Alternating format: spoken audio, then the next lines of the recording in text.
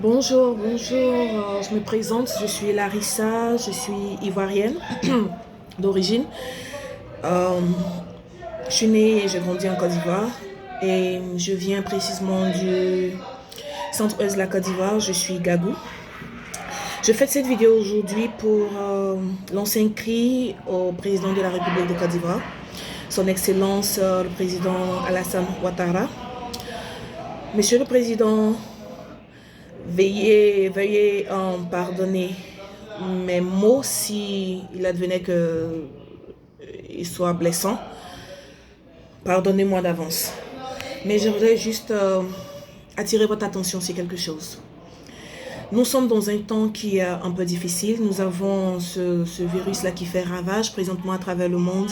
Et nous rendons gloire à Dieu parce que, faut le reconnaître, les Africains sont un peu épargnés parce que nous n'avons pas des cas comme on le voit partout en Europe et en Amérique. Mais en tant que Ivoirienne, moi je voudrais m'adresser directement à vous. Je sais qu'en faisant cette vidéo, j'aurai des personnes à mon dos, mais je me permets quand même de le faire. Voilà.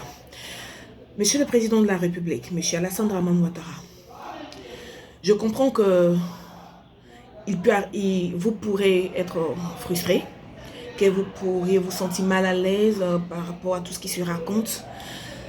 Mais je voulais vous juste demander s'il y aurait un moyen pour vous, Monsieur le Président, de faire une conférence de presse. Une conférence de presse pendant laquelle vous aurez l'opportunité de calmer votre population, l'opportunité de redonner confiance à votre peuple. Parce que il y a beaucoup de choses qui se passent.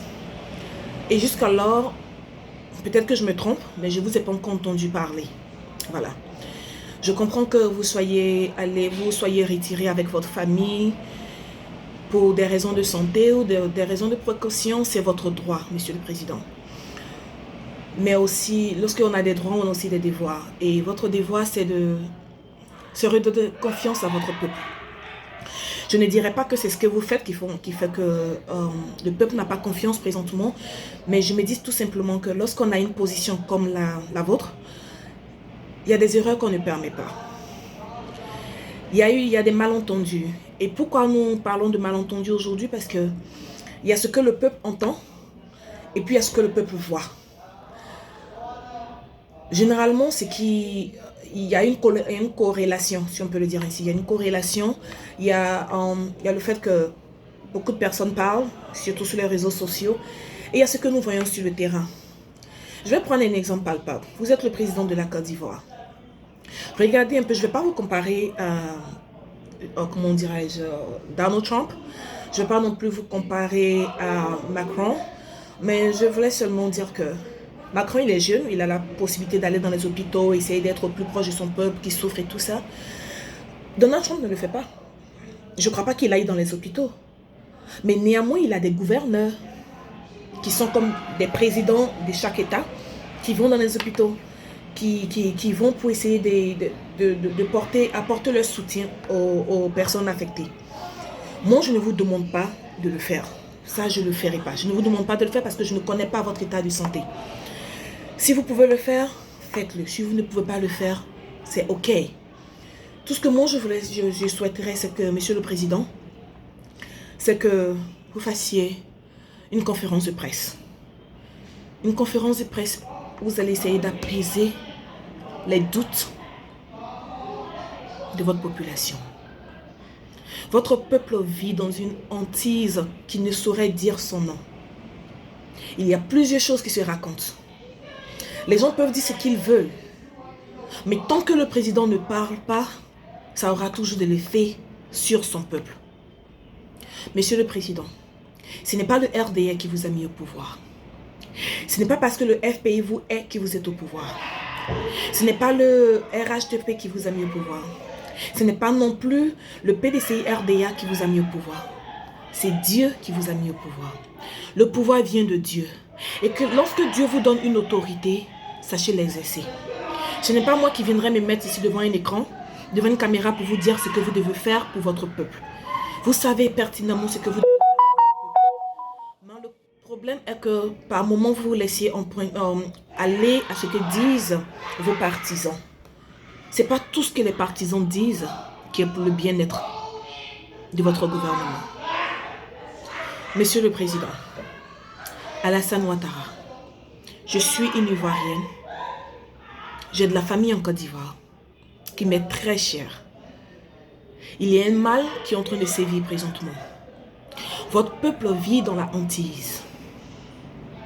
Qu'est-ce que vous devez faire? L'on ne vous demande pas de venir à la station de la RTI pour venir faire un discours.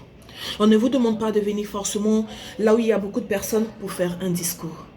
Monsieur le Président, de là où vous êtes, de là où vous trouvez, que ce soit en quarantaine ou en isolement, peu importe comment vous appelez ce que vous faites présentement, s'il vous plaît, faites une conférence de presse et adressez-vous à votre population. C'est tout ce dont elle a besoin. Quand j'entends des personnes dire qu'on va installer tel truc par force, telle personne qui s'approchera, elle sera tuée ou on lui tirera dessus. Monsieur le Président, ça n'est pas en votre faveur. Ce n'est pas une menace, c'est juste une observation. Ce n'est pas en votre faveur que des gens fassent ce genre de poste. Je comprends qu'il y ait des personnes qui soient venues sur les réseaux sociaux pour dire des choses qui n'ont pas plu à vos comment dirais-je, à vos partisans. Nous le comprenons. Mais si vous, en tant que Monsieur le Président, si vous faisiez une presse conférence dans laquelle vous vous adressiez de façon personnelle à votre peuple, vous les faisiez comprendre que vous tenez à eux et que vous ne ferez jamais rien pour leur nuire, j'ai foi qu'il y aura un changement de mentalité. Mais tant que vous laisserez votre peuple en proie aux réseaux sociaux, le résultat, c'est ce que nous voyons présentement. Et la conclusion, c'est quoi? Tuer, les tirer dessus, les obliger à accepter ce qu'on veut leur imposer? Non. Mais avec la communication, parce que je dis communication parce que c'est le terme qu'il faut employer, avec une bonne communication, surtout venant d'un homme qui a le pouvoir comme vous, je ne crois pas qu'un être humain ou un Ivoirien irait saboter ou saccager quelque chose qu'on essaie d'implémenter pour son bien-être. Monsieur le Président, si le peuple ivoirien savait et avait vraiment analysé la situation basée sur des explications qui venaient de vous, je suis sûr que ce peuple accepterait tout ce que vous essayez de mettre là-bas maintenant. Je comprends que vous essayez d'implémenter des méthodes de dépistage ou pour pouvoir protéger les personnes qui sont malades et tout. Mais rien ne se fait avec un peuple qui vit déjà dans une hantise sans communication. Lorsque quelqu'un est hanté, c'est la parole, c'est la communication, c'est l'échange de pensées qui permet aux esprits de se calmer. Mais tant que vous serez dans votre bureau, dans votre confinement, et que vous laisserez les personnes sur les réseaux sociaux dire ce qu'elles pensent, qui pourrait arriver ou qui serait en train d'arriver, mais vous n'allez pas reconnaître votre peuple. Et vous ne pouvez pas leur en vouloir non plus. Vous ne pouvez pas en vouloir aux personnes qui sont sur les réseaux sociaux. Vos partisans ne peuvent pas en vouloir aux personnes qui sont sur les réseaux sociaux. Tout vient de vous. Si vous faisiez cette communication comme il se doit, je ne crois pas qu'un être humain irait s'asseoir sur les réseaux sociaux et dire non, ce que le président a dit c'est faux. Parce que le président a parlé, nous allons observer, et si c'est contraire à ce qu'il a dit, en ce moment on peut dire que c'est faux.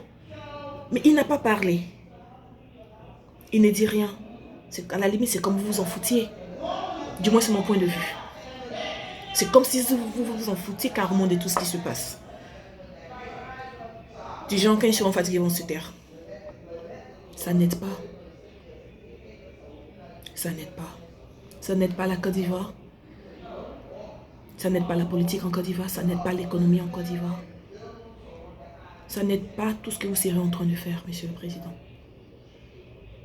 Je comprends que certains de vos partisans diront que, ouais, quel que soit ce que vous faites, les gens vont toujours critiquer. Donald Trump, on le critique ici tous les jours. Tous les jours, les démocrates ont toujours quelque chose à dire contre Donald Trump. Toujours. Mais cela ne l'empêche pas de faire une press conference tous les jours aussi. Souvent, mais il ne sait même pas de quoi il parle. Mais il a arrêté là. Il parle. Et quand les gens commencent à se plaindre, on dit, mais Donald Trump a parlé. C'est comme ça. On ne peut pas vous obliger à faire ce que vous ne voulez pas faire. Mais voyez votre peuple. Dieu vous a donné le pouvoir, c'est pour le peuple. Pas pour un certain groupe. Monsieur le Président, vous n'allez pas pouvoir obliger les gens à vous aimer. Mais néanmoins, vous pouvez faire la volonté de Dieu. Et la volonté de Dieu, c'est de diriger votre peuple. C'est ça la volonté de Dieu. Gouvernez votre peuple. Le peuple sur lequel il vous a donné autorité. Communiquez avec votre peuple, s'il vous plaît, Monsieur le Président. Vous voulez peut-être faire quelque chose de bien, mais sans communication, on ne peut pas savoir. Les gens qui ont fait leur journal télévisé, ils ont lancé une puce à l'oreille. Mais si vous, en tant que président, vous venez faire une conférence de presse dans laquelle vous dites à votre population, à votre peuple, bon voilà, les gens peuvent raconter ce qu'ils veulent. Je suis le chef de gouvernement, je suis le chef d'État de ce pays et je dis que rien ne va se passer ici et que nous allons avoir des endroits où nous allons disposer des tentes pour les dépistages, tout ça, voilà ce qui va se passer dans les jours à venir, voilà. C'est fini. C'est fini. Il n'y aura plus rien à dire. N'écoutez pas toujours vos sympathisants. Ce n'est pas eux qui vous font. C'est Dieu qui vous fait. Ce ne sont pas vos sympathisants qui vous font, Monsieur le Président. C'est Dieu qui vous fait. Et quand Dieu te fait, il peut aussi te défaire. Prenez conscience de cela, Monsieur le Président. Et adressez-vous à votre population. Maintenant, pour mes frères et sœurs qui, lorsqu'ils voient des vidéos, ne prennent pas le soin d'analyser les dires et qui se jettent dans les injures, je vous prie de bien vouloir écouter. Dès que j'aurai fait des fautes de grammaire, c'est normal. Je ne suis pas française. Mais s'il advenait que j'ai dit des choses qui ne seraient pas bien, de grâce, contredisez-moi. Vous avez le droit de me contredire. Mais avec le verbe, pas avec les injures. Parce que pour votre gouverne, je suis née à Yopougon. Ou du moins j'ai grandi à Yopougon. Je suis aux États-Unis, à New York. Et de surcroît, je suis dans le sud du Bronx, qui est exactement comme Abidjan. Donc les injures, ça me colle sur la peau. Donc si c'est ce que vous avez à dire, me contredire, n'est rien mais des injures, ne gaspillez pas vos gigas, s'il vous plaît. Vous en aurez besoin pour des choses plus importantes. Ok? Allez. Paix à la Côte d'Ivoire. Au revoir.